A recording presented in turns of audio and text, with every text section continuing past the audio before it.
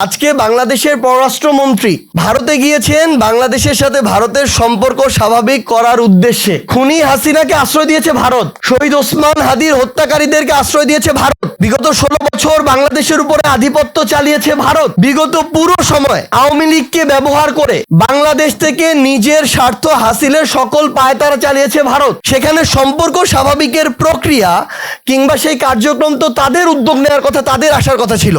তা না করে আমরা দেখি যেই বর্তমান পররাষ্ট্রমন্ত্রী এর আগে তারেক রহমানের সাথে বসার বা ডক্টর ইউনূসকে বসিয়ে দেওয়ার উপহার স্বরূপ বর্তমানে পররাষ্ট্র মন্ত্রণালয় পেয়েছেন, তিনি আবার সম্পর্ক স্বাভাবিক করতে গিয়েছেন। তো আমাদের আসলে আশঙ্কা হয়, কারণ তিনি যখন যেখানে গিয়েছেন তিনি দিয়ে এসেছেন, কখনো নিয়ে আসতে পারেন নাই। তো সেই জায়গা থেকে আজকে তিনি যখন গিয়েছেন, তিনি নিয়ে আসার আগে তাকে তার হাতে একটা জিনিস দেয়া হয়েছে কি, আমার এক বাংলাদেশি ভাইয়ের লাশ। আজকে লালমনিরহাটের পাটগ্রামে বিএসএফ এর গুলিতে আমার আরেকজন বাংলাদেশি ভাইকে হত্যা করা হয়েছে, যখন বাংলাদেশের পররাষ্ট্রমন্ত্রী ভারতের পররাষ্ট্রমন্ত্রীর সাথে মিটিং করছেন। তো এভাবে হচ্ছে সম্পর্ক আমাদের স্বাভাবিক হবে। তো আমরা আমাদের জায়গা থেকে আসলে বিএনপিকে এবং তার সংশ্লিষ্ট সবাইকে একটা জিনিস আহ্বান করি, এখন যারা 8 বছর 10 বছর বয়সের ক্লাস 3, 4, 5-এ পড়ে, সেটা থেকে শুরু করে বাংলাদেশের 60-70 বছর প্রত্যেকটা বছরের বা বয়সের মানুষ জুলাই অভ্যুত্থানে রাস্তায় নেমেছিল। বলে যে একটা জেনারেশন অভ্যুত্থান করলে পরের জেনারেশন করে না। আপনাদের কপালে শনির দশা এই কারণেই যে এই অভ্যুত্থানে একসাথে 3টা প্রজন্ম হাতে হাত রেখে রাস্তায় নেমেছিল। কোনো একটা প্রজন্ম যদি 1-2 বছর পরে অংশগ্রহণ না করে, আরো 2টা প্রজন্ম অপেক্ষা করে আছে নব্য কোনো স্বৈরাচার তৈরি হইলেই তাদের পতন ঘটানোর জন্য। তো আমরা আমাদের পরিশেষে আমাদের কর্মসূচিটা ঘোষণা করতে চাই। মাঠ পর্যায়ে যারা ধানের শীষের বিপরীতে নির্বাচন করেছিল, শাপলাকলি বলেন, দাড়িপাল্লা বললেন, অন্য যে কোনো মার্কার নির্বাচন যারা করেছিল, তাদেরকে এখন বিভিন্ন মিথ্যা মামলায় ফাঁসানো হচ্ছে। ওই ঘটনাস্থলে সেই মানুষটাই ছিল না, তার তো দূরের কথা, তার পরিবারের কারো সম্পৃক্ততাই ছিল না, তারপরও তাদের নাম দিয়ে দেওয়া হচ্ছে শুধু এ কারণে যেন তারা একটা ভীত সন্ত্রস্ত অবস্থায় থাকে এবং যেন তাদের কোনো রাজনৈতিক কার্যক্রম না দেখা যায়। স্থানীয়ভাবে একক আধিপত্য বিস্তার করতে যাচ্ছে বিএনপি নেতাকর্মীরা এবং সরকারি যত সুযোগ সুবিধা প্রশাসন বা উপজেলা নির্বাহী অফিসার ডিসির মাধ্যমে মাঠ পর্যায়ে যায়, সাধারণ মানুষের কাছে যায়, সেটা শুধুমাত্র বিএনপির যারা নেতাকর্মী তাদেরকে দেয়া হচ্ছে এবং সেখানেও তাদের বিভিন্ন ধরনের ভাগ বাটোয়ারা চলে, যার ফলে প্রকৃতপক্ষে যে মানুষটা সেটা প্রাপ্য সেই মানুষটা সেটা পায় না। তো বিএনপিকে ভোট দিয়েছে 50% মানুষ, তাহলে বাকি 50% মানুষ যারা আছে বাংলাদেশের, তারা যত বেশি দরিদ্র হোক না কেন, তাদের অবস্থা যতই খারাপ হোক না কেন, তাদের পর্যন্ত সরকারের সুযোগ সুবিধাগুলো পৌঁছাচ্ছে না। তো এই প্রশ্নটা জনাব তারেক রহমানের কাছে যে তিনি 26-এর নির্বাচনের পরে শুধুমাত্র বিএনপির প্রধানমন্ত্রী হতে চান নাকি বাংলাদেশের প্রধানমন্ত্রী হতে চান, এটা তাকে উত্তর দিতে হবে এবং তার কাজের মধ্য দিয়ে প্রকাশ করতে হবে। সংসদে আমাদের অর্থমন্ত্রী ঋণ খেলাপিদের তালিকা প্রকাশ করলেন 20 জনের। এর মধ্যে আমরা দেখলাম 10 থেকে 11 জন হচ্ছে এস আলম গ্রুপের।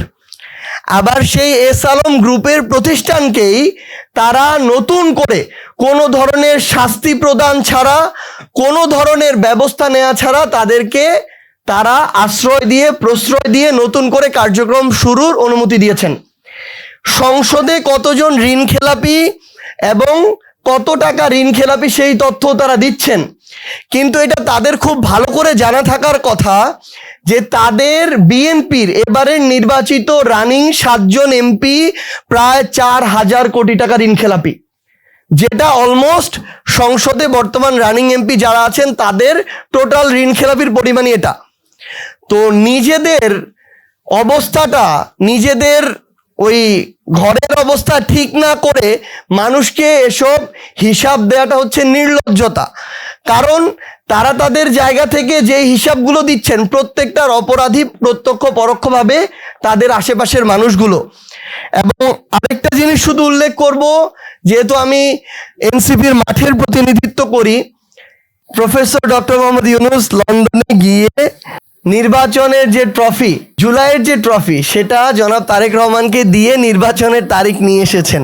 তো আমরা যে নির্বাচন পরবর্তী সময়ে কিছু আশঙ্কা প্রকাশ করছিলাম, নির্বাচন ইঞ্জিনিয়ারিং এর ডিপ স্টেট, কিংবা একটু আগে ম্যাম বললেন যে দেশের এবং দেশের বাইরের কিছু অংশের প্রভাবের, তাদের মন মতো করে সরকার গড়ার এবং ওই মেজরিটি দেওয়ার, এটা সম্ভবত আমাদের প্রতিমন্ত্রী সাহেব মানে নিজেদের মধ্যকার একটা আলাপ আলোচনা ভেবে তিনি মুখ ফুসকে বলে ফেলেছেন।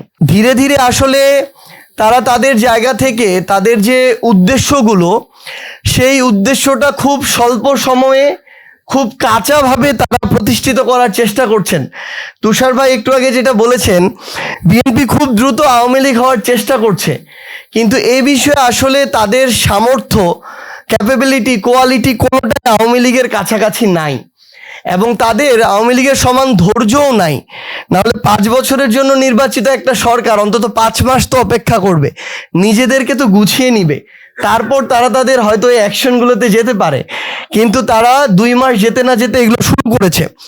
কিন্তু দুঃখজনক হলেও সত্য, এই প্রক্রিয়ায় তাদেরকে বৃদ্ধাঙ্গুলি দেখাচ্ছে দেশের এবং দেশের বাইরের কিছু শক্তি।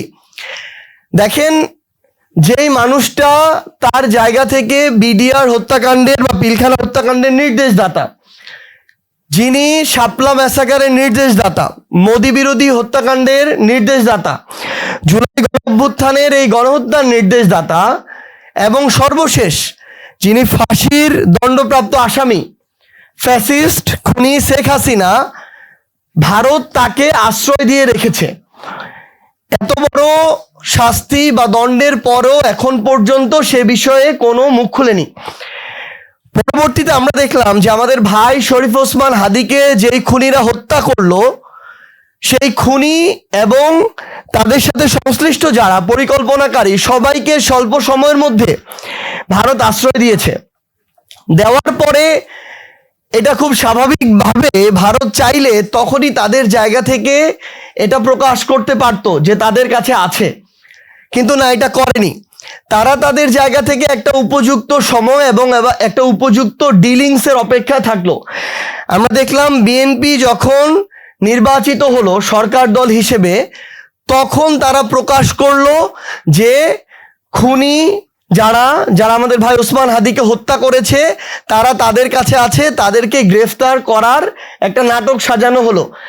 তাদের দেশে একজন মানুষ গিয়েছে খুন করে, সীমান্ত পার হয়ে, তাদের কাছে এই তথ্য নাই, এটা কোনো পাগলও বিশ্বাস করবে না। সেখানে তারা এখন আবার আরেকটা নাটকের 3য় পর্ব শুরু করেছে।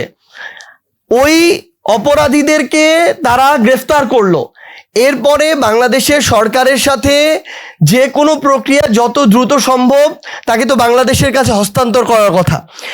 তিনি যে হত্যাকাণ্ড ঘটিয়েছেন এটা বাংলাদেশে, তিনি নাগরিক বাংলাদেশের, তার অপরাধ বাংলাদেশে, ঘটনাস্থল সবকিছু বাংলাদেশে, অথচ এখন নাকি সেখানে জিজ্ঞাসাবাদ, রিমান্ড, বিচারিক প্রক্রিয়া শুরু করার একটা নাটক মঞ্চায়ন করা হচ্ছে। এবং আমরা আসলে জানি না যে আবার কিসের বিনিময়ে আমাদের বিএনপি সরকার কি দিয়ে কখন তাকে বাংলাদেশে নিয়ে এসে তার বিচার নিশ্চিত করবেন।